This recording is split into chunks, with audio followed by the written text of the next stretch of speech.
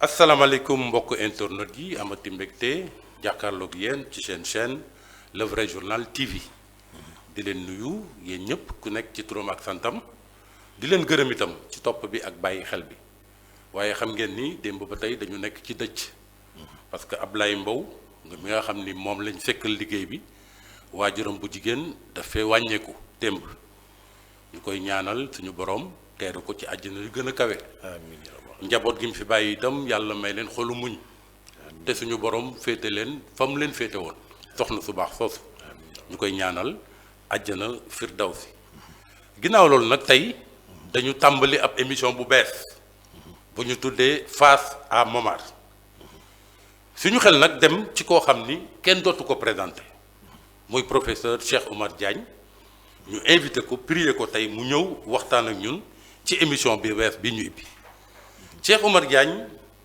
enseignant chercheur la nekk itam expert financier maanaam dafa xam-xamam dafa màcc ci mbirum koppar bind na nag ay téere yu bari waaye biñ ci gën a ràññee mooy la république privée du Sénégal nga xam ni ci téere boobu li mu ciy wax mooy indépendance bi nga xam ni yaakaar nañ ni suñu réew ak réew yu ñu mel am nañ ko depuis 1960 naxee kese la ndax France ba léegi moo teg loxoom ci dëkk bi ñépp xam nañ fi nga xam ni fomb la néocolonialisme mu yóbbu réew mi weneen wàll wi itam muy Sénégal dafa mel ni dañ ko pàccal am ñu ci teg loxo Cheikh Oumar Diagne li mu wax ci téere boobu wutewul ak dara li beneen boom xam-xam waxoon ni le Sénégal est une juxtaposition d'intérêt privé loolu nag la ëmb ci téere bu am solo boobu génne ko Cheikh bi ñu ngi lay nuyu di la bàyyi nga nuyu kii di la sant di la gërëm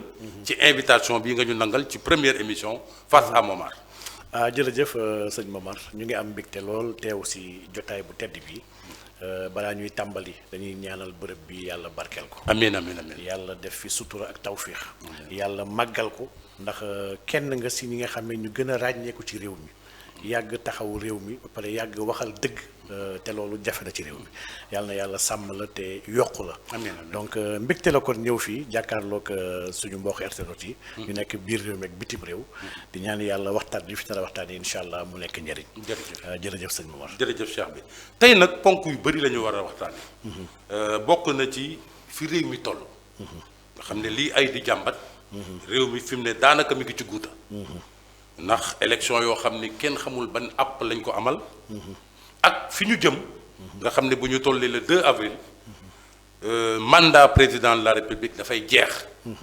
te comme constitution bi amul lu mu waajal ci scénario bu mel nii. daanaka dañuy def un saut vers l'inconnu. donc foofu la ñuy njëkk a taxaw. ginnaaw loolu dinañ waxtaanee parce que ku prier nag. Cheikh Oumar Diagne. di nga waxtaan ak moom ci wàllu koom-koom. économie situation économique bi fi mu toll. dinañ wax it diggante Sénégal. ak réew yi mu bokkal dig-digal. xam ngeen ne bu yàggul. am na ay réew yoo xam ni dañoo dem ba xaw a féewal ak CEDEAO. créer seen couleur bopp ñu koy wax AES. Alliance des États du Sahel. Mali bokk ci ak Niger. ak Burkina. diggante boobu tamit. dinañ ko waxtaanee itam suñu diggante ak France. waaye fi ñuy tàmbalee. mooy Cheikh Oumar Diagne xam ngeen ni bu yàggul. la génn ci kaso bi. donc dañuy tàmbaleek moom. li nga xam ni moom la dund ci kaso bi. nan la ko dundee. nan la ko njabootam dundee. ak lan lañ ci mën a jëlee ci jàngat. li ñu mën a ràññeeku rek mooy amul dara nag lu mu wàññi ci taxawaayam. waaye nettali nag ci gémmiñu boppam. ci gémmiñu borom. lan la dundee kaso bi. jërëjëf sëñ Momar xam nga kaso yi de dafa mel ni depuis indépendance ak tey. les pouvoirs publics ont refusé d'améliorer les conditions de détention ci kaso yi. ndax dañoo yàgg jëfandikoo kaso yi pour di ko sanctionner ak di ko toroxalee ñëpp ñi nga xam ne ñoo uteeg ñoom. donc kaso yi wax dëgg yàlla metti na li fa nekk ñu ngi fay toroxal doomu aadama. il y a des conditions de détention qui sont inhumaines. yenn yi elles sont dégradantes. elles sont wax dëgg yàlla yu toroxal nit la di ko tuuteel. loolu la ñu fekk ci kaso bi.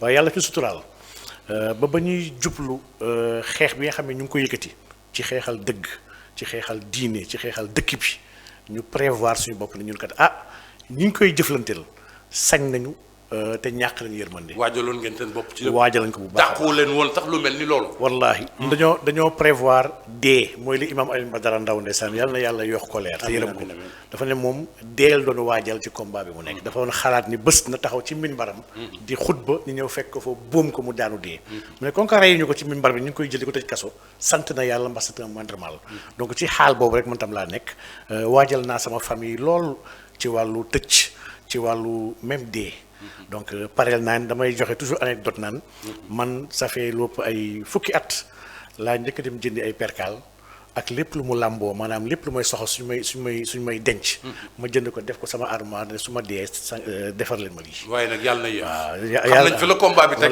fi la ko yóbbu xëy yàlla na yéex wallaay pour wax rek ne ñu ngi waajal bu baax a baax sincèrement dëkk bi ndax dëkk bi kat sëñ Momar wax fi dëgg dafa mel ni laago la fii wax fi dëgg dafa metti dund fi dëgg dafa gënaat metti ñi am ay njiit yi nga xam ne teguwuñ ci dëgg moo tax képp kuy wax dëgg ñoo jàpp ni ñoom ngay xeex te yow dëgg rek ngay wax xeexoo leen donc kaso ba wax dëgg yàlla on l'a vécu avec dignité dem nañ fa fekk fa suñu ay nawle ñun nag bii sax si ñaari at yi bii mooy suñu ñetteelu kaso ndax man ci 2 ans yi passé 24 mois yi 18 mois yi je l'ai passé en prison. mel ni lu am acharnement ci biir. c'est un acharnement manifeste d'ailleurs acharnement bi nga xam ne dafa mel ni le pouvoir en place refuse de me laisser dérouler mon agenda politique ndax man depuis 2 ans dama intéressé bu baax a baax gën a impliqué wu sur la vie politique du Sénégal en 2022 laa njëkk tàmbali am yéene wu dem assemblée parce que quoi qu'on puisse dire dëkk bii lu ñu fi bëgg soppi yëpp ci wàllu valeur lépp lu ñu bëgg ci contrôle ci exécutif ak ni ñuy foowee ressources yeeg lépp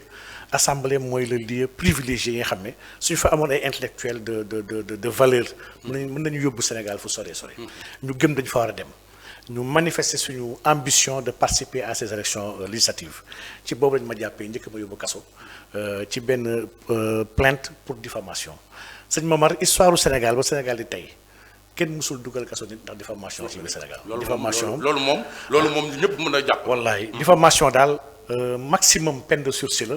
1 mois la sinon maximum 6 mois. avec des dédommagements financiers yoo xam ne ñu koy teg doomu aadama mais jàpp ko mandat de dépôt dugal kaso man lañ ko njëkk def Sénégal. maanaam procès yi gën a ràññeeku. ci en diffamation. defe naa sa bos la ak bosu Ousmane Sonko. dëgg la bosu Ousmane Sonko li ko waral. dëgg la mooy liñ ko teg ci daan. effectivement ak li nga xam ni politique gu bëri laxatu woon na ci. effectivement pour beneen bi mooy sa bos. dëgg la nga xam ni wax dëgg yàlla mosuñu dugal nit. wallaay kaso ci diffamation yooyu ñu dugal la ci. téel ma fa ñetti weer. soog ma génnee jox ma liberté provisoire ne ma demal ñibbi ba léegi àttewuñu ko. ma toog diir lancer suñu parti wax na kat ñun suñu parti sa particularité mooy dañoo bëgg sukkandiku ci jàngale leen ci Yàlla Muhammad ak ci ndono mag ñi gëm ni y a des éléments de gouvernance aujourd'hui qu'on peut puiser de l'islam ndax l'islam est un modèle de société complet Yonent bi sallallahu alayhi wa sallam au-delà du prophète c'était un chef d'État c'était un chef d'armée c'était un président de l'Assemblée qui a géré une société bi nga xam ne qui était barbare et reculée mu toog en même pas 10-20 ans mu yëkkati société boobu ba jox leen civilisation ñu nekk nit fonkante ba pare jëm ci kanam mu ne kat ñun kat étant donné que nous sommes 95% de musulmans dans ce pays on ne peut pas ignorer les enseignements de l'islam pour mën a defar dëkk bi ndax Europe bi nga xam ne lu ñuy roy Europe les partis démocrates chrétiens ñoo ko tabax donc ñoom dañoo am des racines chrétiennes depuis des millénaires et ils ne l'ignorent pas dans la construction de leur pays wax boobu ñu xoolaat ma ciblaat ma jàppaat ma ba tey ci ay waxi kasaw ndax vraiment jàpp boobu moom dama waxul sax tax ñu mën a jàpp j'ai répété ce que Imam Ndao a dit dans des plateaux de télé ñu jàpp ma ne diffusion de fausses nouvelles yóbbaat ma kaso téye ma fa 4 mois ba ma génnee mu tombel début 2023 c'était maa ngi génn janvier 2023 j'ai fait une conférence de presse pour waaye ne dama bëgg dem à la présidentielle ndax suñu parti il m'avait investi ne ma dañuy dem présidentielle yi boobu yaa ngi waajal tournée waaw pour def massification effectivement ak bi porter le message effectivement pour mën a waajal appeler parrainage futur boobu lañ ma jàppaat yóbbuwaat ma kaso ne damaa def appel à l'insurrection ak atteinte à la sécurité publique ak la sécurité nationale man daal tàppal nañ ma sëñ Momar ay 10 choses yi nga xam ne daal ay mbir yu rëy yi nga xam ne benn bu ci nekk rek nit ki mën na si def addunaam yëpp ci biir kaso bi donc kon boobu ba léegi man dama si am lecture rek gëm ne du question de yepp moo Macky Sall yepp mais dama gëm dafa ragal discours mooy porté ndax dama gëm ne Macky dafa am ñaari mbir yu mu ragal dafa ragal mbooloo te loolu Ousmane Sonko mbooloo moo ko yóbbee aujourd'hui acharnement bi ci kawam. dafa gëm ne am na mbooloo te il est présent dans ce pays moo tax mu koy xeex. man du mbooloo laa am mais sama discours la ragal ndax man je m'adresse à ses patrons à lui man le lobby LGBT international ak le lobby maçonnique mondial ñoom laay taxaw di indexé ci agenda yi ñu am sur le continent africain et ñun mun ñu si d'accord. nit mën na bañ a am mbooloo. mais nekk ku nit ñi bàyyi xel. dëgg la parce que maa ngi rappelé wu ngi dem ci yàlla. Amath Dansokho. bi muy wax ci parti de gauche yi. ay jamono. dafa ni nous on ne nous compte pas. on nous pèse. wallaay dëgg la. yow nag dafa mel ni ci wàll woowu nga nekk. dëgg la c'est-à-dire que kaddu am na poids boo xam ni. dëgg la xëy na ñoom bàyyi nañ ko xel. effectivement bàyyi ko xel bu wér a wér moo tax boobu ba léegi daal may ñu jàmm. ñu dund ko nag vraiment ci jàmm xam gëm ni.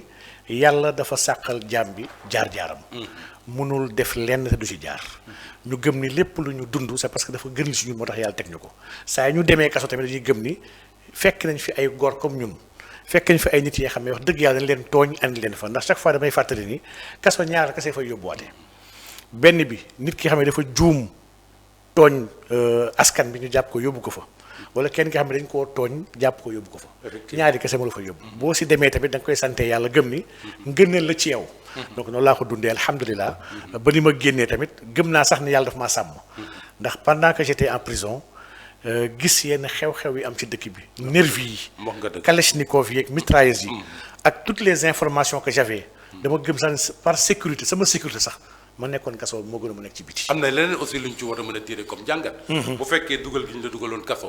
pour noppi loola.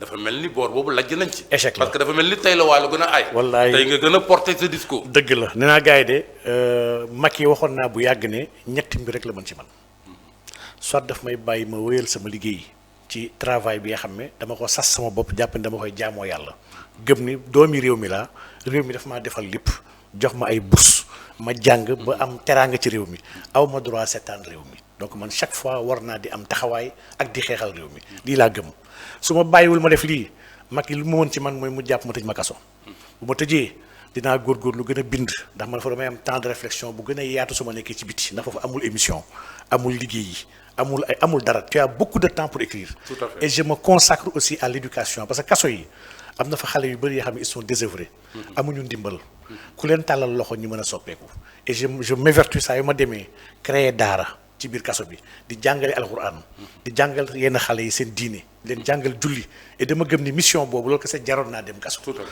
wala troisième chose bu ma ki mën ci woon mooy mu rey ma te su ma rey daf ma rey fekk maa ngi ci yoonu yàlla maa ngi ci yoonu xeexal dëgg soo bàyyi serai un martyr dee tas ak sama borom mu gërëm man à part ñett yi Macky mënul leneen ci man te ñett yi bu mu ci def moo ma gënal. Tout à fait. si niveau boobu laa toll moo tax vraiment yi muy def nii man ça mais ñett yooyu yëpp ñu ngi ñaan yàlla bu ci benn am yàlla bu ci benn am parce que sa taxawaay ci réew mi am na njëriñ. macha allah am na njëriñ léegi ñu dugg nag ci li nga xam ni. fi la réew mi toll tey. tembe muy processus électoral boo xam ni. daanaka on est dans l'impasse. ndax décision boo xam ni président Macky Sall jël na ko. si bàyyilal na ko nag. waa PDS. yi ñu accusé ay. juge conseil constitutionnel. ni dañ leen a ger. waaye li ñu seetlu. mooy à 10 heures du démarrage de la campagne. moom moo jël décret abrogé décret bi mu convoqué woon. collège électoral donc même bu ko bàyyeelee waa PDS. moom cër gi boo ko def. dëgg la donc yow noo gisee loolu noo ko jàngatee. waaw man nag sëñ Momar man aw ma ci mbetteel xam nga man dama bokk si ñi nga xam ne depuis bu yàgg dama dégg le cercle intime parce que le président Macky Sall dafay fonctionner comme la Russie bolchevique bi fi nekkoon jamono bu yàgg noonu lay fonctionner Macky c'est une personne bi nga xam ne entourage proche am ñemee ñu ko wax dëgg kenn ñemee ko xalaatam buggul dégg lu may lu ko neex képp ku mu xam ne sax tu as une certaine personnalité te mën nga ko faire face daf lay sori du la jox dara donc il aime avoir des majordomes à côté de lui et ñetteel bi il partage avec personne li mu bëgg a def ay jay lay bëgg dégg man Macky sa personnalité laa njëkk jël temps ay at di ko jàng parce que man dama gëm ne nit ki balaa ngay jàng discours am cherche à connaître qui est l'homme fan la jóge yan acte la posé sax avant muy egsi à la fonction présidentielle Macky je le suis avant muy nekk président donc dama am benn longueur d'avance sax sur lui-même par rapport à ses décisions donc six biir yi nga xam ne ñooy ñi ko gën a jege depuis année 2022 depuis législative yi. ba mu amee ballottage ba ñu gis ni y a une menace ndax vraiment pour une première fois. le régime amul une majorité absolue. À l'Assemblée nationale. ñoom dañoo def conclave gëstu loolu. ñi gis ni loolu kanam la jëm ndax électorat bi depuis 2012 ba léegi la courbe elle est descendante. boobu ba léegi ñu ngi wàcc de 65% ñu ngi wàcc boobu ba léegi. ñu gis ni fi mu jëmi ji mooy du ñu amat sax 40%. mu mel ni c'est une dynamique irréversible. irréversible surtout nag dig-digal bi ñu amoon. effectivement entre législative yi ak présidentielle. effectivement c'était irréversible. ils ont commandité Macky Sall nit la bi nga xam ne c'est un bon scientifique nag. lépp lu muy def comme décision dina def ay sondage gëstu ko balaa muy jël une quelconque décision. il a procédé à 3 à 4 sondages. gis ni les sondages ont une même tendance. il va perdre son candidat va perdre. ci biir lii nag ñoom suñ commencé wax ne non sax est-ce que waruñu yokk mandat bi def ko 2 ans. parce que bëgguñu 3e mandat parce que on l'a déjà dit. bu ma delloo ci 3e mandat bi dafay ñaaw ci àdduna bi yëpp. mais justificatif bi mooy y a eu des années Covid. am nañ 2 ans yoo xam ne ñun suñu mandat la bokk mais on n'a pas pu travailler il faut rattraper ces 2 ans là sur le peuple sénégalais. bi muy wax le 3 juillet. ñu def 3e mandat sax. am na benn condition bu mu dugaloon. crise ni nag. mais en cas de crise bu ko jaree. waaw dinaa ñëwaat effectivement Macky donc daf ñoo yàgg annoncé. mosuñoo nëbbu. saa yu waxee dina révéler waale ce qu'il veut faire ci suuf man depuis boobu laa xam ni kii parewul sax pour dem élection donc man le 4. le 3 ba muy wax ne dafay def discours am. je savais que c'est une personne qui va essayer de créer la zizanie mais je ne pensais pas que dina ko defee ni mu ko defee nii. gëmoon naa ni dina pousse pour benn weer wala ne mars laa koy def. wala sax dina jéem a xool nu mu démissionner mais pas de cette manière là donc man je l'ai vécu vraiment mal. parce que Macky a tué nos enfants. yemu ci Macky a tué la justice dans ce pays. Macky a tué la démocratie dans ce pays. Mais Macky aujourd'hui a tué la constitution et les institutions dans ce pays. Pourtant il a toujours dit que je ne ferai pas pire que mes prédécesseurs. Il a déjà fait. Man gëm naa ni nous ne pourrons plus avoir pire que Macky Sall dans l'histoire de ce pays. wax dëgg yàlla ndax Macky ni muy waxee ak sénégalais sax même soo dégloo son discours. La mimique la gestuelle. yéen nga xam ne yéen spécialiste communication day xam ne kii il parle à un peuple bi nga xam ne en qui il n'a aucun respect. waaw c'est vrai que wax na keroog même ci dialogue jóg naa moo ci mujj. ba nii man doyal naa ci sëkk. dëgg la ci koo xam ne on t'a donné tous les privilèges. tous les honneurs wallaay nga ni doyal naa ci sëkk. joxuñu cër c'est une façon également. xam nga wolof nee na. tàggoo gu bëri sax foo ko gis ñaanum paas la. kooku bëggul ñibbi Macky tàggoom bëri na trop. depuis ay weeri weer. mi ngi tàggoo ñaanum paas la. parewul dem. donc ñun vraiment ñu xool ko xam ne. aujourd'hui ce pays est dans une situation vraiment catastrophique te ji nga Momar dafa am ay taxaw seetlu yoo xam ne waroon nañu ko def tu sais ba Macky defee li mu def ba assemblée am culot comme que am nañ majorité qualifiée. dañuy jël benn loi. pour proroger le mandat du président de la République. c'est un précédent tellement dangereux. que le pouvoir constituant même maanaam ñii li ñu def ñoom. man jàpp naa ni coup d'état la sax ci wàllu constitution. ils ont fait un coup d'état constitutionnel. waaw am nañu ko tuddee coup d'état constitutionnel. c'est extrêmement grave. maanaam kon ëllëg képp ku am majorité qualifiée. bu la neexee sax nga changer turu Sénégal. sans le peuple.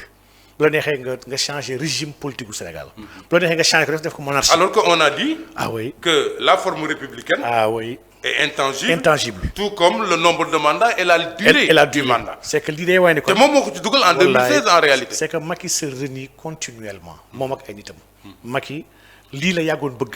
waaye lay bi la doon xaar ci kenn andil ko. c'est comme ça que raisonne Macky Sall. donc kon aujourd'hui le conseil constitutionnel ba muy jël décision bi sax impasse la. ndax le conseil a constaté que loi bi elle est inconstitutionnelle. et loolu vraiment kenn xaarlu woon moins que ça du conseil constitutionnel. mu teg si ne décret bi mu jël décret bi abrogé moom décret boobu annulé na ko. kon le premier décret qui convoquait le collège électoral au 25 février moom mooy ko ne daw. parce que lii implicitement lay tekki. tout à fait mu teg ci ne ko 2 avril mooy sa date butoir. sa mandat dafay jeex te mënoo ko proroger. organiser l'élection dans les meilleurs délais. donc le conseil constitutionnel n'est pas allé au bout. Vraiment. waaw am nañu ko wax am nañu ni le conseil constitutionnel aurait dû aller au bout. parce que et être plus explicite. effectivement parce que mën na ko. parce que dans le code électoral même en cas de décès d'un candidat le conseil constitutionnel mooy fixer date. à sa guise la loi daf ko may possibilité mu fixer ay date. donc bii ils sont pas allés au-delà de leur logique.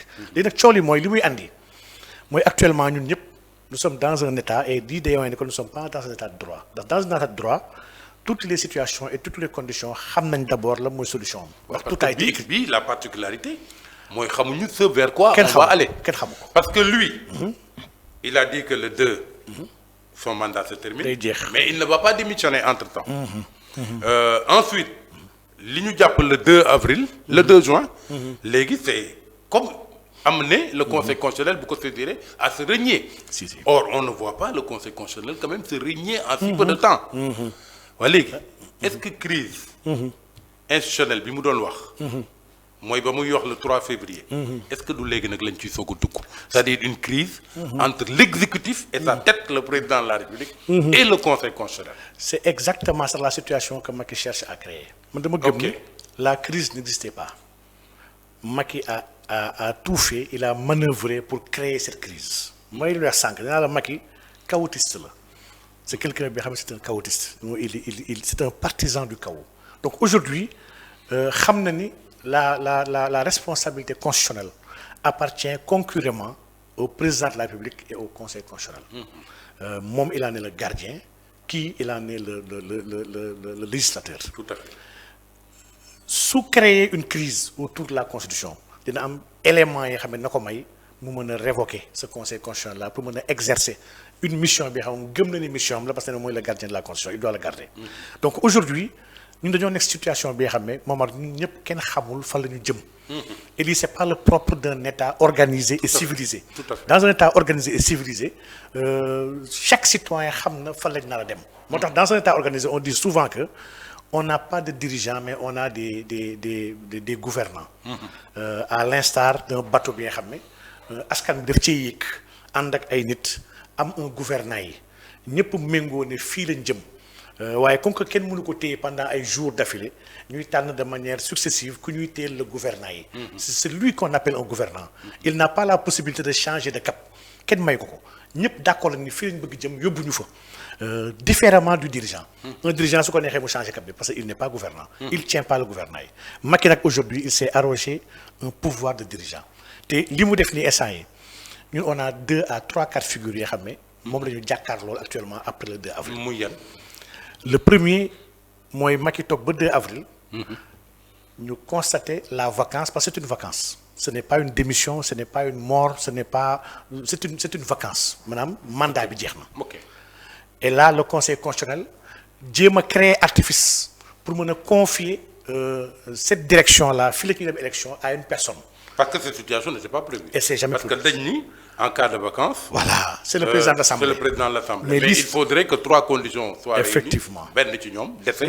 Effectivement empêchement ak démission. wala démission te C'est yooyu yëpp vrai. benn amu ci. ñett yi benn amu ci. Donc lii c'est une fin de mandat bi nga xam ne defuñu élection à temps pour Ouais. pouvoir mën a passer le témoin. Ok. Donc le Conseil constitutionnel Et va l'article 36 alinéa 2 n'est pas applicable ici. Pas du Parce tout. qu'il n'y a pas eu d'élection. Et pas du tout. Man ba ma koy déggee mu wax ko ci débat am sax damaa ree ne ko Ouais. moom fàtte na alinéa 1 ba ñëw si alinéa 2. Effectivement. C'est que mu ngi tappale pour jéem a wane le tempo parce que c'est là où il va en venir. Maanaam il veut montrer que man le 2 laa pare. Et je n'en veux plus rien mais soo leen ma saraxoo.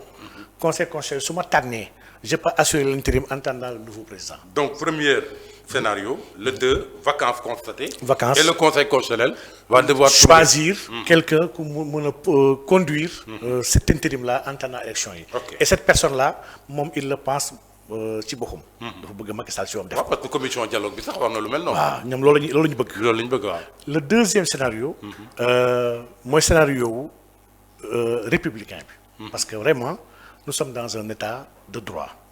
Un état bi nga xam ne nee na république la. Dans une république quand il y a une impasse entre les pouvoirs et que le flou peut générer ay difficultés yu bëri l'armée a le devoir Ouais. de restaurer l'état de droit. kon yow excluroo éventualité boobu. Je ne l'exclus pas. En tout cas moom ci wàllu boppam. Exclure-moi ko. moom ci wàllu boppam. am na jamono mu ni. ñun politiciens yi nañu waxtaan. parce que bu ñu waxtaanul des forces organisées. Très bien. mën nañu Il jël le pouvoir. il a déjà loolu dafa junj day na borom xel. junj doy na borom xel. Mais aujourd'hui aussi, ce qu'on a constaté, moi, on est quasiment dans des situations ou dans des conditions où même un coup d'État pourrait être Salutaire.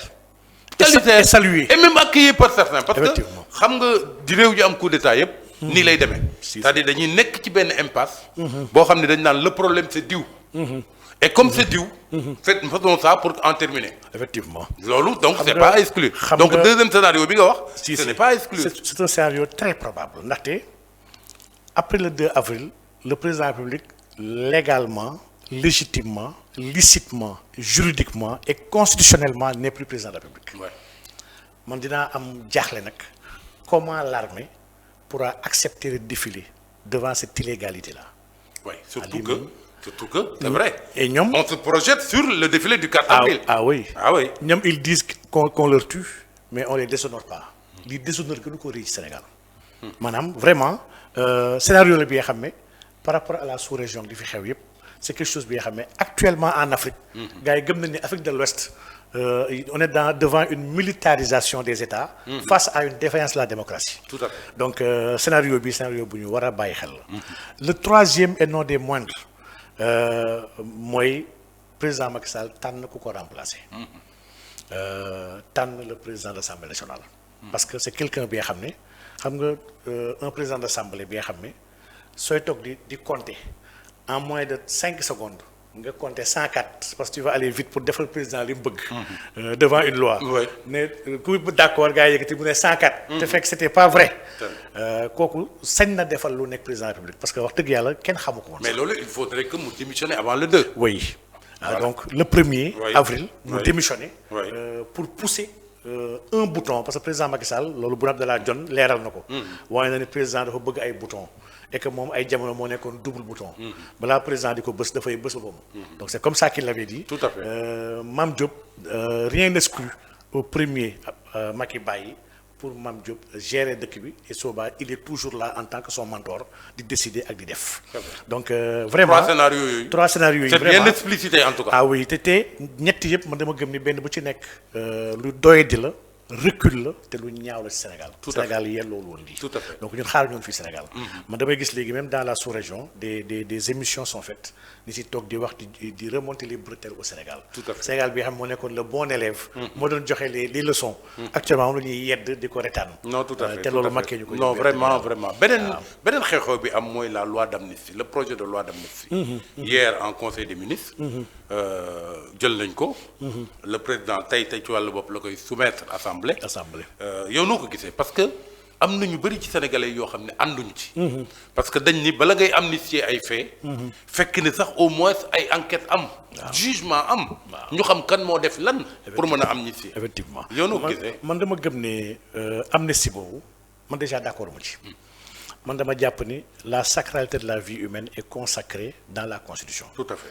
man dama gëm ni rey yi am même yeneen dëkk yoo xam ne jaar nañ ci ay crimes de guerre ay guerre ethnique ak ay guerre civile ba war a dem après ci amnistie pour mën a avancer ce n'est pas le cas du Sénégal. Tout à fait. mais dëkk yooyu sax ils ont fait des commissions de vérité d'abord avant de créer la réconciliation entre les peuples. Donc vérité puis réconciliation. Tout à fait. Donc la vérité mais c'est on a besoin de savoir. di nga Alaaji Momar man quand dans un pays on tue dans une impunité totale. Tout à fait. lépp lu ñu def en dehors de sanctionner ñi nga xam ne ñoo def loolu c'est une licence et une autorisation pour les autres de répéter et de continuer ces mêmes pratiques-là. C'est une prime à l'impunité. Effectivement et ces pratiques-là sont à bannir elles sont vraiment man jàpp naa ni lu ñu war a xeex lu ñu war a ñaawlu la. Seulement nag soo xoolee depuis 2021 rey gi nu mu takkarnaasee chaque manifestation rey day am dafa dem ba dañoo jàpp sax léegi dafa normal que manifestation xale bu ñu génn dañ leen war a rey ay kilifa di génn télé naan waa téyeen seen doom daañu leen rey. comme si ku génn dañ la war a rey. wala ku dee yaa perte. C'est grave ça. Ouais, et dans d'autres pays les enfants sortent. Les gens manifestent mais kenn reyu leen. donc lii bu amee jamais defuñu enquête mosuñu jàpp benn force d'ordre tëj ko wala ñu simmi ko. di day wane ni ñoom ay soldats kese lañu dañ leen jox ay ordre lu leen sant la ñuy def. bu leen yóbbee mission de maintien d'ordre bi nga xam ne amul kenn ku fa armé ñu joxe ay balles vraies leen tirer leen c'est parce que ils ont reçu des ordres. Et il y a un autre phénomène également qu'on a vu lors des manifestations. C'est les fameux nervis, entre guillemets. Effectivement. Des En nervis plus des forces de qui défense se et de baladent sécurité. à côté des forces de défense et de sécurité. Oui, ça aussi. Avec des armes, yi nga xam ne des armes lourdes di def du mal à ce peuple-là. Et sans cela, mais on a des nervis des ministres du pouvoir yu ñu jël incorporé leen ci biir gendarmerie police xam nga bokk na ci problème yi am entre général Jean-Baptiste Tine ak le président Macky Sall ba avec inélégance sax mu dàq ko à 2-3 mois de sa retraite. C'est vrai, on s'en souvient. Il avait demandé d'incorporer ben masse de personnes yoo xam ne c'était les calous les gars là les marrons de feu. Tout à fait. yu nekkoon seen permanence yi. Un peu comme Macky Sall, comme Abdoulaye Wade avait fait avec les calots bleus. Exactement la même chose. Un peu. Exactement. Dans la police, lui, c'était dans la police. Exactement la même chose. Macky Sall nag moom c'est la gendarmerie le visé. Mais général Tine dafa bañ ne ko gendarmerie c'est un corps d'élite bi xam ne ça ne marche pas comme ça. Et mere na ko ci loolu te dàq na ko. Donc dans les forces de défense et sécurité on a été infesté maanaam y a de l'infiltration de politiciens yoo xam ne du pouvoir yoo xam ne ñoo fa nekk di appliquer li régime bi bëgg. Et lii ñoom ils ont besoin de sécuriser et de protéger ces gens-là man la loi d'amnistie dama ko gis comme benn garantie wala boog le dernier acte que Macky pose pour protéger ces hommes. Est-ce que am nga yaakaar ni que loi bi peut-être député yi nañ ci taxaw woon nu ñu ci war a taxawee parce que ce qu'on a constaté yaa ngi koy wax léegi. Aux législatives les forces étaient presque égales. Mais aujourd'hui. Avec l'alliance entre l'APR et le PDS.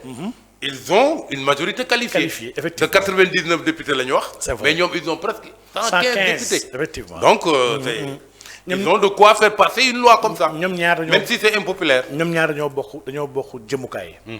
Voilà des gens yoo xam ne musuñu nekk du côté du peuple sénégalais. Ils sont toujours dans des intérêts partisans. seen ay intérêt bopp rek waa PDS aujourd'hui ils ne vivent que pour Karim. Et c'est très normal. Depuis des années ñu ngi encaisser Karim chaque at di ko gëmloo ne que yaay nekk 5e président Sénégal muy yónnee ay milliards ñu koy lekk. Donc ils sont obligés de se battre pour lui, je les comprends. Tout à fait. Donc aujourd'hui la majorité qualifiée là def na ni on n'a aucun moyen ñun pour mën a xeex cette loi. Et man fii laay waxee ni sëñ Momar dama jàpp ni ñun on nous a dépouillé de notre souveraineté. On dit que la souveraineté nationale appartient au peuple dans la Constitution, mais ñun dans cette démocratie représentative nous sommes vraiment désarmés et non outillés pour mën a taxaw ne non. Dans d'autres pays. loolu waral mu am tax une crise de la démocratie représentative. Ah oui. xam nga boo gisee ay partis populistes. Ah oui. di feeñ en Italie en Espagne. C'est vrai. mais c'est parce que y a une crise de la démocratie. nit ñi gisatuñu seen bopp. Effectivement. ci ñi ñu tànn pour ñu toogal leen. waaw ci place yi te loolu la ñuy dund. man dama gëm ni aujourd'hui nous ne sommes pas dans une démocratie nous sommes dans des partitocraties. Parce que la partitocratie est un régime politique dans lequel des partis exercent le pouvoir au nom du peuple. Parce qu'aujourd'hui, députés yi nekk assemblée ils se réclament pas des députés du Sénégal. day tax mu la man député APR là. man député Benno là wala député PDS là. Donc ils sont des députés d'un parti. Donc c'est vraiment malheureux. C'est une partitocratie. Et la partitocratie pour le tout elle est kakistocratique. Maanaam elle privilégie et met au sommet des médiocres. Elle est kleptocratique sàcc yi lay promouvoir. C'est dommage. Ça veut dire que donc la loi a beau être impopulaire. Elle va passer. Sénégalais yu bëri ànduñ ci. Elle va passer. Mais elle peut passer comme lettre la à la poste. directive va venir du palais. mais dama koy yàqam di procédure d'urgence voter leen ma ko et les gens vont le faire malheureusement. Cheikh Oumar waxtaan bi am na solo léegi nag ñu jàll ci wàllu koom-koom. fi réew mi tollu tembe. boo doon def le point sur l'économie. lan lay doon fi suñu économie toll. waaw jërëjëf sëñ Momar laaj bi am na solo trop.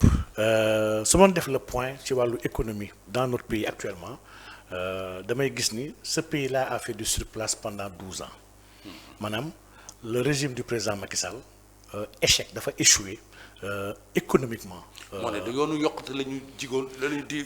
waaw te digoon ak émergence. wallaay te gëmu ko parce que yoonu yokkute bi il l'a promu andi ko en 2012. Même pas 2 ans mu def un constat amer.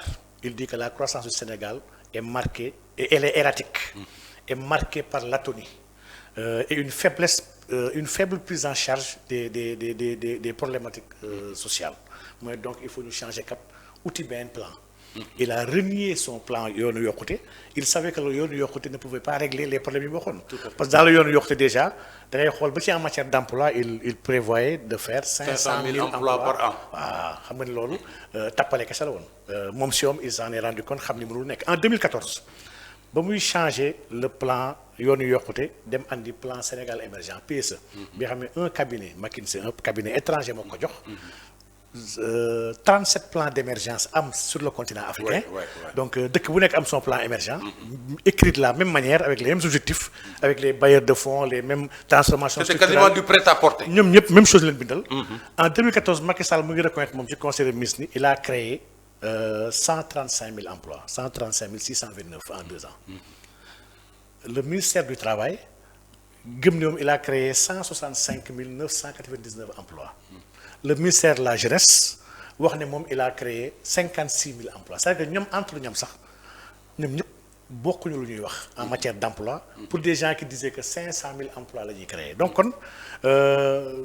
PSE, nous avons commencé depuis 2014. Si je dis à titre d'exemple, objectif du PSE, parce que là, il y a un objectif. Le problème économique sénégalais, c'est en 2012, c'était quoi? On avait un problème lié à la structure de notre économie. On avait une économie extravertie, mais la croissance ne bénéficie pas aux Sénégalais. Nous avons un exode rural qui biaiser un peu les équilibres entre les territoires. Tout à fait. Nous avions un secteur informel qui faisait plus de 90% de l'économie. Maintenant, voilà les chantiers, vous devez évaluer l'action économique du président Macky Sall. Qu'en est-il de tout cela? On avait une autosuffisance alimentaire dans beaucoup de secteurs, au niveau du riz, sur le riz, sur les céréales, sur le blé, sur beaucoup de choses. Manquement, chaque année, on a une importation de 200 milliards. Sur le riz. Le riz, il nous avait promis ça en 2017. On importe 50 milliards sur le sucre chaque année. On importe 100 milliards de blé chaque année. On a plus de 990 milliards d'importations qui touchent que des produits alimentaires. Tout à fait. On a plus de 1000 milliards qui touchent les hydrocarbures et les énergies. On a 1000 milliards c'est pour des biens d'équipement. Donc l'état des lieux était clair. C'était très clair. Les orientations étaient claires. Très clair. Et ils avaient bien vu, ils ont compris.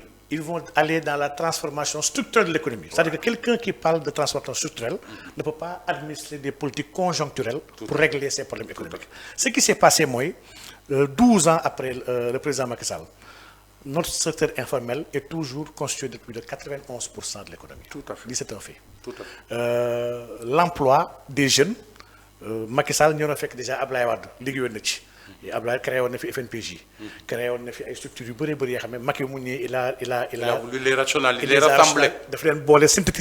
Il a créé l'ANPEJ, il a créé beaucoup de structures sur le financement. Fonds 6, Fonds GIP, BNDE, créé un programme DER, Puma, Promoville, lié pour créer, pour régler le problème de l'emploi des jeunes. Le résultat est que, le taux de chômage a de 2012 à maintenant, on a augmenté de 4 points. Le chômage. Déjà, quand l'action est peut-être c'est mal coordonné, mal structuré, on a évalué aucun de ces programmes. Programme un scandale, on parle de beaucoup de malversations et de détournements. L'emploi formel au Sénégal, jusqu'à présent, 87% de cet emploi-là est concentré sur la région de Dakar. Madame, la territorialisation des politiques publiques, ça n'a pas été faite. On a mis des structures, mais structures jouent un rôle. On l'a confié à des politicards qui l'ont utilisé comme fonds politique pour mener liguer, parce que rappelons-nous, le président Macky Sall fait la wax ci kanam ñep né képp ku gagnewul sa local tam lay dak.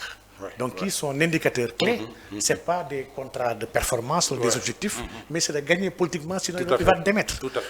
Dégg na sax seen biir ñom kenn ki xam dafa ñëwoon déclarer ay fonds né ko président man dama soxla fonds parce que base bi fele doxul mu ne ko mais yow la dénk mu ne ko telle entreprise mu ne ko fofu amul xaalis mu ne ko tibbal nga politique.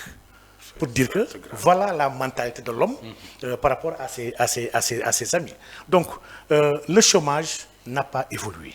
L'emploi des jeunes, il a reconnu en 2021 qu'il a échoué. Tout à fait. Bon, politique de jeunesse a échoué. Il va refaire un programme d'urgence en injectant 450 milliards sur 3 ans pour essayer de voir comment régler la situation. Tout à fait. Donc, le président Macky Sall, bâti sur l'énergie, l'énergie, il a réussi, mais sur l'énergie, on a un problème. Nous avons aujourd'hui un pays dans lequel le coût de l'énergie, kilowattheure, est cher dans toute la sous-région. Même si l'accès à l'énergie aujourd'hui, le président Macky Sall l'a réglé. De 2012 à maintenant, nous ne sommes pas nihilistes. Beaucoup d'infrastructures ont été faites dans ce sens-là. La production énergétique a quasiment triplé. Donc, délestage en 2011. Ouais, derrière cela, qu'est-ce qui s'est passé? L'accès à l'énergie dans les coins reculés ba tey pose problème. Tout à fait. 58% ñoo am accès à l'électricité. Donc dëkk bi ba tey nous ne sommes pas dans une couverture de 100%. Or l'énergie c'est le moteur de tout développement. Ah oui Senelec. C'est la meilleure matière. Première matière première. mooy première bi nga xam ne même coût yi sax énergie moo koy réglé. Tout à fait. Qu'est-ce qui s'est passé? On a privatisé même la production de l'énergie. La Senelec ne fait pas 100% de l'offre. La Senelec est à peine à 40 à 45% de l'offre. Les ce sont des privés, c'est des amis du président. Ñom Samuel Sarr, le conseil présidentiel restreint, ses amis. Ñom ñoo créé entreprise, on les donne un marché de l'électricité, nous koy jël diko jaay état Sénégal diko jaayat. On les donne un marché facile pour les enrichir et c'est grave. Le coût, vraiment on n'en revient même pas. Il y a un marché beaucoup plus extraordinaire. L'Allemagne est le premier pays européen en matière solaire. Tout à fait. L'Allemagne a un taux d'exposition de 1150 kWh par mètre carré par an. Et moi, le premier pays européen. Nous, en Afrique, nous avons une exposition de presque 2500 kWh par mètre carré par an. Madame, nous avons un potentiel bien ramé. Nous sommes l'électricité pour les ménages dans une bonne politique réfléchie, de forme gratuite. Elle devait être gratuite. On a vraiment tous les ingrédients. Et on devait se lancer dans la production de l'hydrogène vert, qui est un des... Actuellement, on a un potentiel de plus de 5000 milliards de terawatts en matière d'hydrogène vert, qui va nous coûter moins de $2 le kilogramme. Donc, nous, chantier, le président Macky Sall, il a été dans des investissements de prestige pour sauver des entreprises en difficulté en Europe. C'est des infrastructures. Tu as un problème par rapport à la macrocéphalie liée à la région de Dakar. Tout à fait. 550 km², même pas 1% de Et Dakar étouffe. Dakar n'est pas le Sénégal. On entendait de lui qu'on crée une nouvelle ville. Chaque fois, la décentralisation, elle est très bien. Mais la décentralisation économique, décentraliser économiquement ton pays. Il y a Diamniadio, mais Diamniadio, il y a un effet de conurbation. C'est dans Dakar. Entre Diamniadio et Dakar. C'est Dakar. Diamniadio, il planifié. Mais il n'a pas lu François Pérou.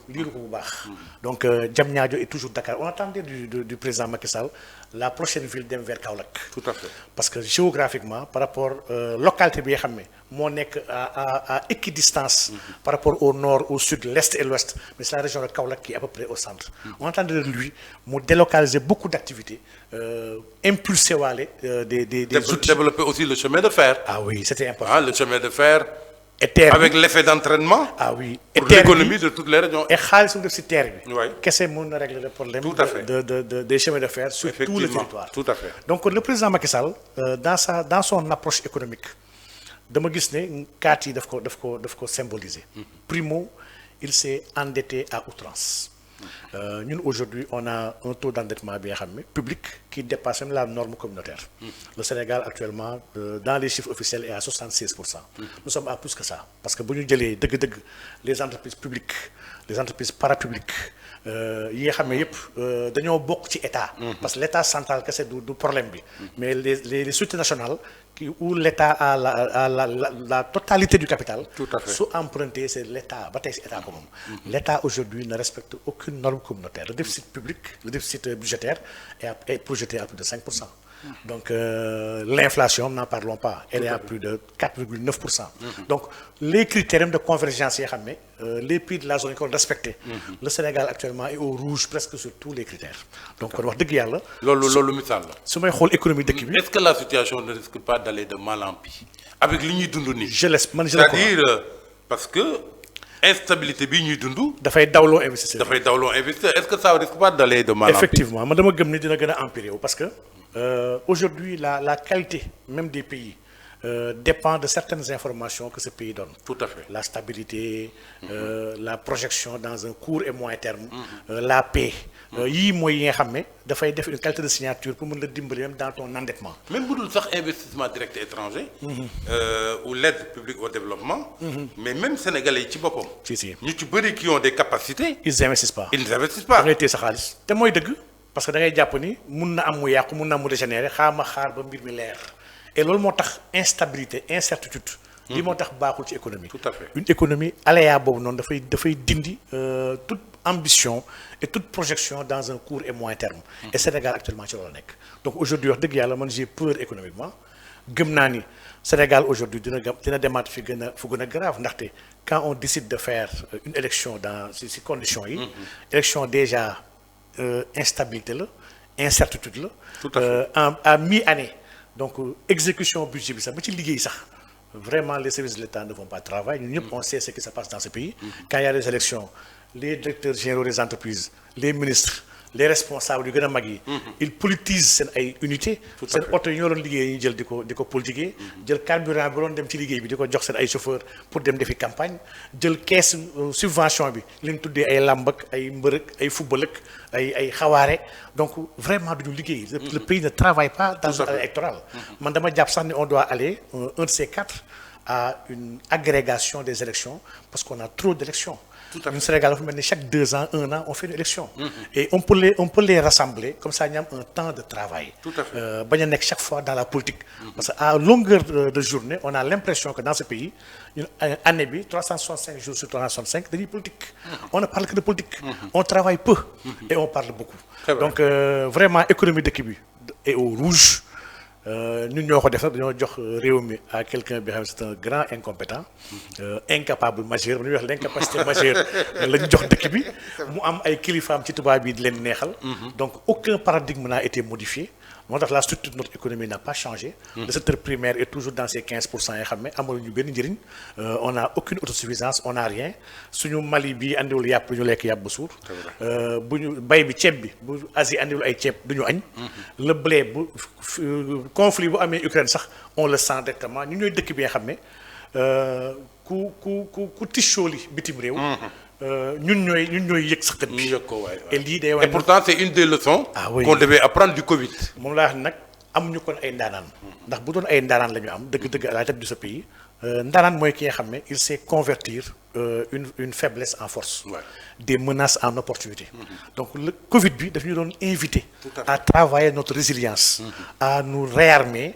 et à travailler sur notre puissance économique et malheureusement ils ont été dans le suivisme ils ont parlé de relance man dégg naa sax président Sall créé benn plan day relance man xaw ma ku lancé wul naka lay relancer. naka ngay relancer. donc vraiment nous n'avons pas travaillé. Il faut d'abord lancer au préalable avant de relancer. wax dëgg yàlla donc on n'a vraiment rien étudié. On n'a pas appris du Covid.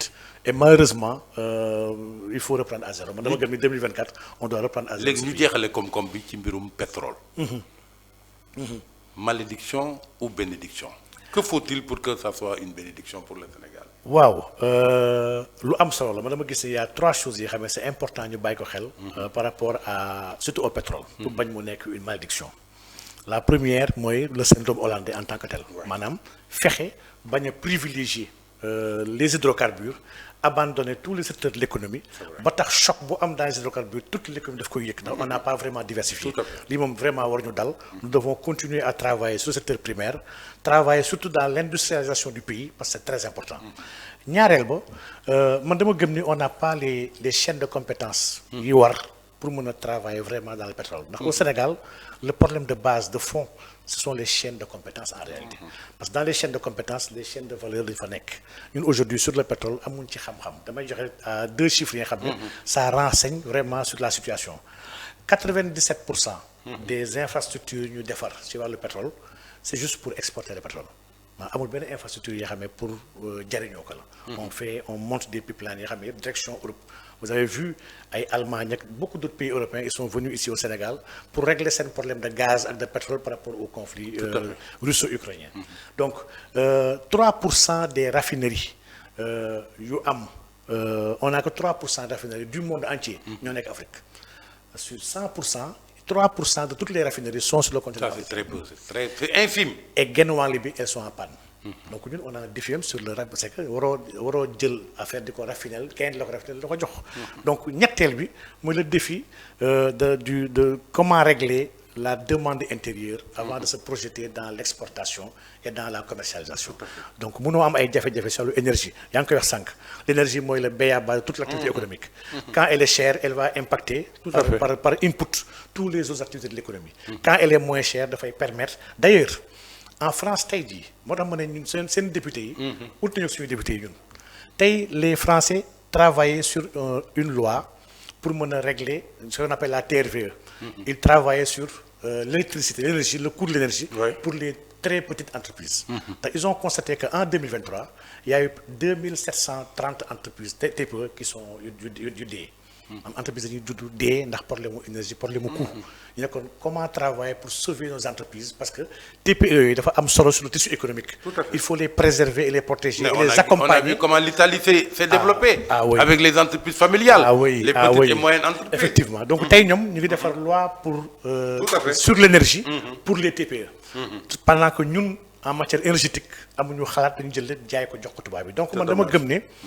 Notre défi dëgg-dëgg du sax pétrole man pétrole di nga sëñ Momar man maay ki nga xam ne su ma yoroon réew mu am pétrole dama ko fay bàyyi jàpp ni waruma ko laal ndax mën naa régler les problèmes sans ce pétrole là les problèmes énergétiques actuellement chaque fois may joxe exemple bu ndaw c'est l'exemple des batteries ci oto yi les batteries anciennes étaient des batteries NCM ñu wax les NCM ay batteries yoo xam ne nickel la cobalt ak manganèse moo nekkoon les métaux lourds yi xam ne ñu koy defaree aujourd'hui la tendance dañoo bëgg a bàyyi NCM parce que gis nañu ne NCM yi du yàgg et c'est très cher parce que métaux yi koy constituer ñoom moomuñu ko à titre d'exemple déjà le nickel lépp 70% du cobalt mondial mu ngi Congo. Tout à fait. Pour le nickel, manganèse, premier producteur mondial, c'est l'Afrique du Sud. Donc les Européens ne sont pas maîtres du jeu sur ces métaux-là. Ils veulent migrer vers ce qu'on appelle les LFP. Les batteries à base, c'est du lithium, du phosphate, lithium, parce que ci loolu la ñuy gën a gis seen bopp. Moom lañu gën a gëm. Donc les LFP, fer c'est du fer, le F est du fer. Donc lithium ak fer la ñu gën a bëgg travailler parce que moo gën a am solo ci oto yi. Tesla l'a fait. Volkswagen a annoncé depuis 2022 comme ay batteries dafay migrer vers les LFP. Donc aujourd'hui ñun en Afrique par rapport à ces métaux-là production mondiale bi yëpp sur le lithium et nous sommes à 26%. Par rapport au comment dirais-je beneen métaux bi bu Maroc. ban la fer manganèse wala. Le P non pas manganèse. Maroc actuellement moo yor la plus grande production mondiale. Les réserves yu gën a mag Maroc moo yor 70% des réserves mondiales. Donc aujourd'hui même mbiru énergie Afrique nekkul au centre de gravité du monde en réalité. Aujourd'hui problème bi du pétrole mais problème bi dépasse le pétrole gars yi il parle d'hydrogène. Il parle d'électricité maanaam des voitures électriques donc carburant ñëpp ngi góorgóorlu sax ne fii léegi 2050 war na wàññeeku. Donc ce serait une erreur de se focaliser sur ça. Parce que non seulement on est guetté par le phénomène hollandais.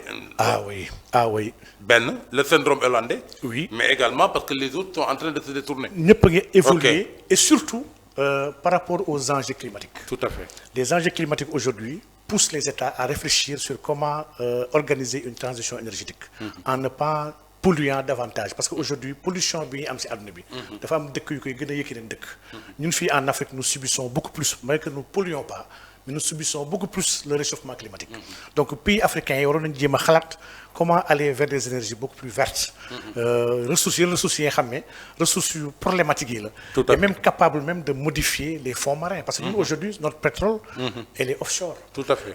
Étude d'impact yi on n'en a pas fait naka lay changer l'écosystème marin dans les fonds marins on n'a pas réfléchi sur ça naka lay impacter les pêcheurs yu doon dem ci biir ndox yooyu on n'a pas réfléchi sur ça on a vu des pays yi nga xam ne des fuites ont eu lieu par rapport aux plateformes yu nekk ça a créé des catastrophes d'envergure internationale. Tout à fait. Sommes-nous assez outillés pour pouvoir faire face à ces problèmes-là?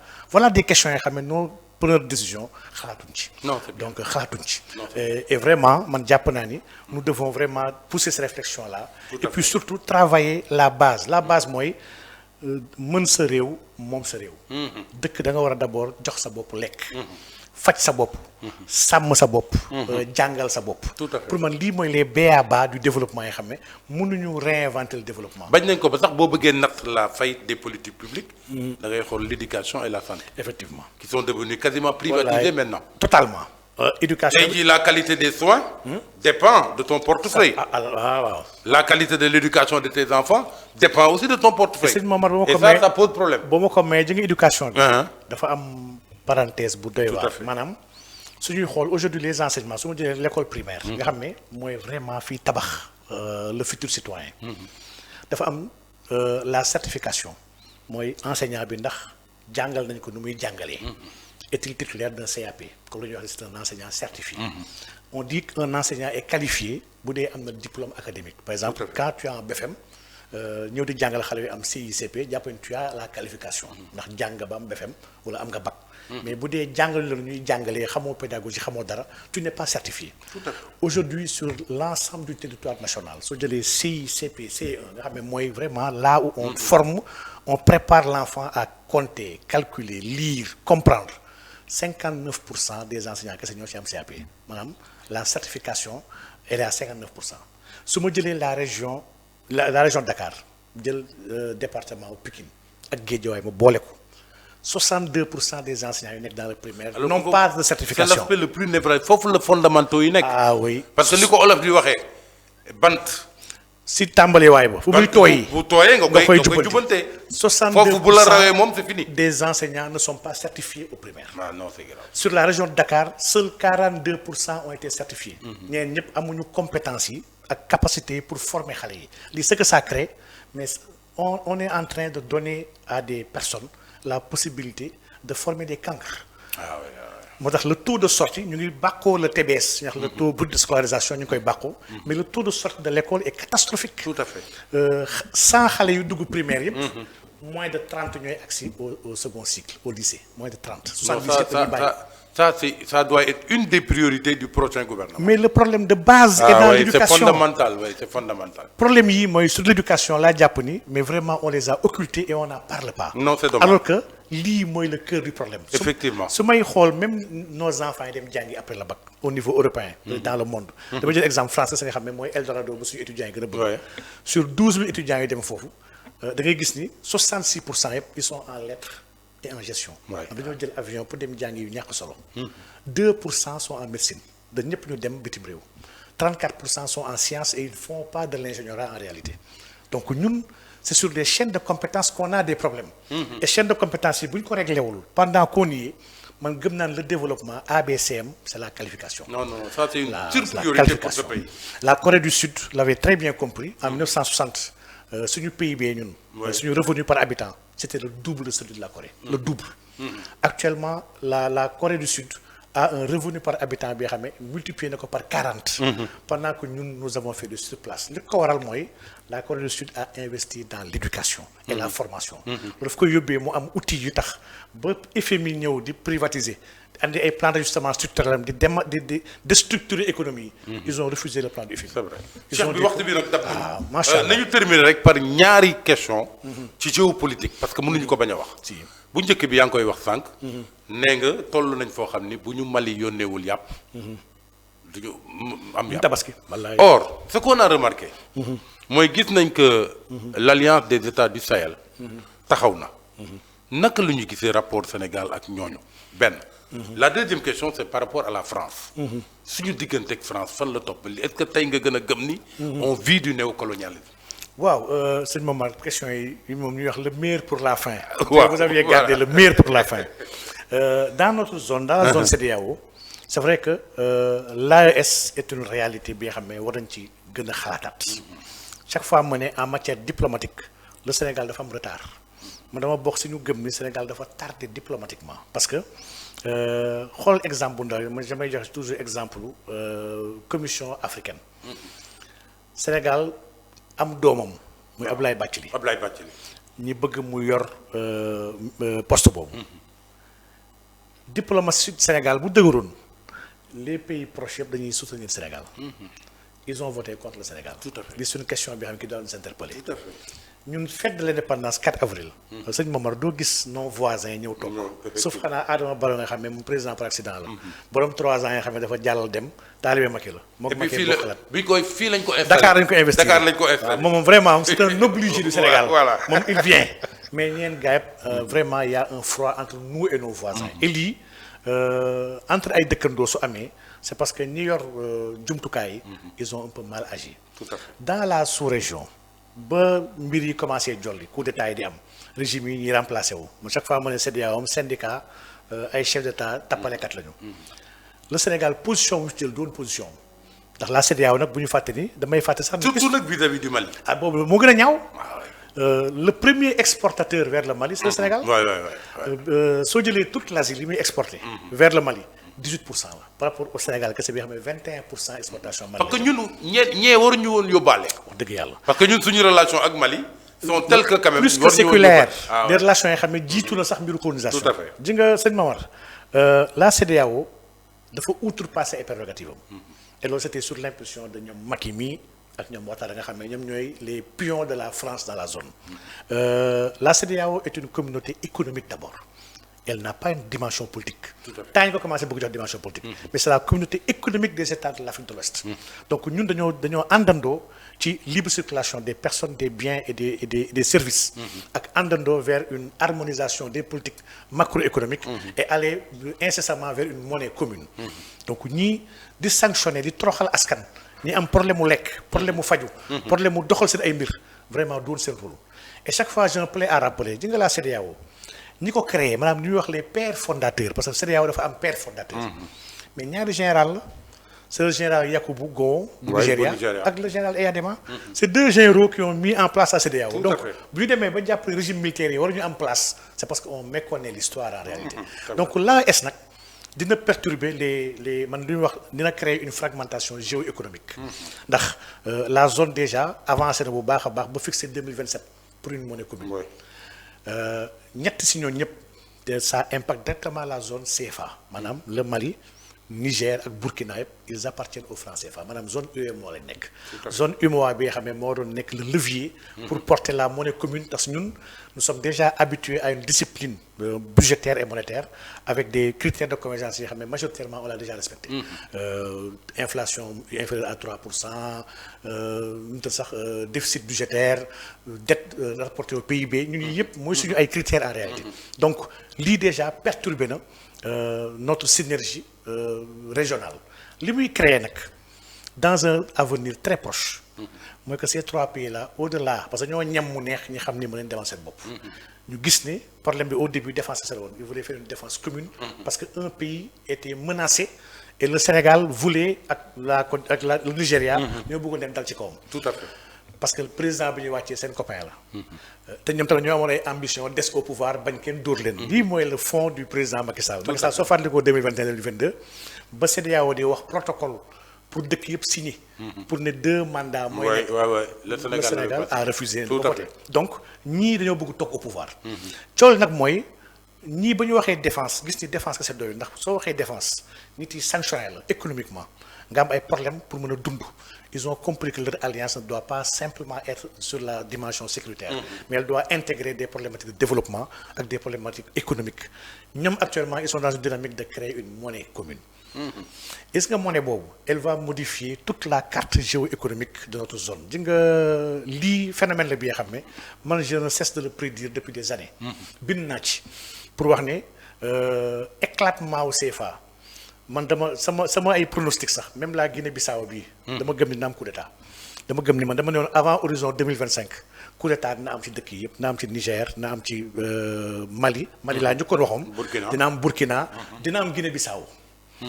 et dans une moindre mesure même Sénégal rëccul ci biir coup d'état yi man 5 yi laa jàppoon ni ñii ils sont menacés. 3 yi am na ñaar yi amagul. donc man dama gëmoon ni ce changement de paradigme dina bénéficier Sénégal bu dee Sénégal am nañu xam-xam bi ndax Sénégal jàpp naa ni ay borom xam-xam ñoo fi nekk dans la dimension monétaire. et fi ñu jëm même avec les hydrocarbures avec les ressources avec lépp lu ñu commencé doxal ci wàllu koom-koom man gëm naa ni on doit avoir une monnaie. un pays sérieux dafa war a am sa propre monnaie. loolu dañuy indi ci relation avec la France noo ko gisee. waaw la France est dans sa logique. la France a besoin de nous. ma dama gis le rapport du Sénat français bi nga xam ne en 2011. 2013 intitulé l'Afrique virgule notre avenir. nga xam ne les sénateurs. loolu c'est très explicite. jeexal y a rien de plus clair. ñoom dañoo gëm ni. ils doivent travailler avec les pays africains. et chaque fois bu contestation bi yokkee il va falloir réinventer la relation. maanaam waxul waxu bàyyi. mais waxu adapté wu par rapport à la contestation. La contestation a été vraiment intense chez ces pays-là. La France du nangu nag perdre li nga xam ne mooy les joyaux. parce que dans la zone CEDEAO bu ñu fàttali les 2 joyaux c'était le Sénégal ak la Côte d'Ivoire. ñoo nekkoon sax les leviers suñu fàttaliku le premier plan de développement bu France def ci AOF il l'a fait au Sénégal. C'était le plan Sarou. Plan décennal bi nga xam ne en 1921 après la première guerre mondiale. donc kon France xalaatul bàyyi Sénégal le Sénégal est tellement stratégique et France que c'est soxlawu ko États-Unis convoité na ko actuellement ñun élection yeeg yëpp sax. ñun États-Unis lañu ci war a remercier ci pression muy teg Macky Sall. la Russie instant a des visées sur le Sénégal en matière gaz pétrole ndax la Russie mène une guerre contre l'Europe par le gaz moom la leen téye. képp ku am offre gaz bi nga xam ne mën na tax hégémonie mën a wàññeeku la Russie dafa am devoir u jéem a xool nu la jéem a aborder pour mën la bloquer. donc Sénégal ñi ko teg bët dañoo bëri mais France boobu nag man jàpp naa ne suñu ay rapport ak ñoom du rapport xuloo wala xeex. France dañoo nekk dans leur logique. Ils disent que les pays n'ont pas d'amis et n'ont pas d'ennemis. Ils ont des intérêts. À nous aussi d'avoir nos intérêts. Et de travailler ensemble avec la France, mais si pas win-win. Il n'est plus possible et il est inconcevable que nous, avec la France, nous andando, comme Goné ak Wajuram, France de nous infantiliser, nous organiser des prédations de nos ressources, et de paupériser notre économie, li vraiment assez d'affaires. Madame des pantins à la tête du pays, à partir de 2024, moi date 2024 bi am solo. Tout à fait. Donc il sera question pour les Sénégalais d'organiser soit la continuité ou la rupture. Les Sénégalais devront choisir. Tout à fait. Bu ñu jëlee waar camp en France nag mooy ñoom Macky ñoom Idrissa Seck ak tous ces gens-là. Ce sera la continuité. Ce sera la continuité de la paupérisation et de la prédation de nos ressources. Mais bu ñu choisir la rupture, il va falloir réinventer notre pays avec des plans endogènes par nous et pour nous. Soo baa dinañ takk suñu biir liggéey mais avant 10 ans ñu mën a taxaw au Forum des Nations siggi ak suñu ay moromu gor ak suñu ay moromu nawle xam ne lépp lu yàlla di jox dëkk ci teranga pour mën a nekk au sommet de ce monde là ñun am nañ ko ba pare. excellente conclusion. kii de amatul luñ ci teg. Cheikh bi macha allah ñu ngi lay sant di la gërëm. jërëjëf ci wuyu si bi. merci je crois que lépp loo xam ne ñu ko séntu woon ci waxtaan ak yow. dëgg la gis nañ ko ci émission bi. macha allah te yaakaar nañ ñi nga xam ne ñooy koy seetaan. dinañ amit la même impression. macha allah en tout cas looy tàggoo seen ñu ngi lay gërëm di la sant looy tàggoo. waaw di am mbégte teew si jotaay bi. di ñaan ñëpp nag ñu mën a jàpp bàyyi xel chaîne bi. di ko suivre dundal ko. ndax ñun dañoo war a jàppale ñëpp ñi nga xam ne ñooy xeexal dëgg te ñooy xeexal dëkk bi te wax dëgg yàlla yow kenn nga si ñoom. jërëjëf di la ñaanal yàlla sàmm la. amiin yàlla dëgëral la. amiin di nuyu ñi doon seetaan ci biir ci bitim réew. di jéggalu lépp li nga xam ne njuumte la ak gàkk-gàkk. di jéggalu li nga xam ne ay nit yu matadi lañ rek lépp lu si jub ñu santee ko borom bi subhaanahu wa taala wa axiri daawaana alhamdulillahi rabbil alamin. macha allah Cheikh bi ñu ngi mbokk yi ñu ngi leen sant di leen gërëm di leen jox dig ndaje ci beneen émission. Face à Omar ci alxames bi ñu jëm wasalaam. jërë ngeen jëf. C'est bon, c'est dans la boîte. Macha allah. Excellent. Non, c'est excellent. Non, c'est excellent.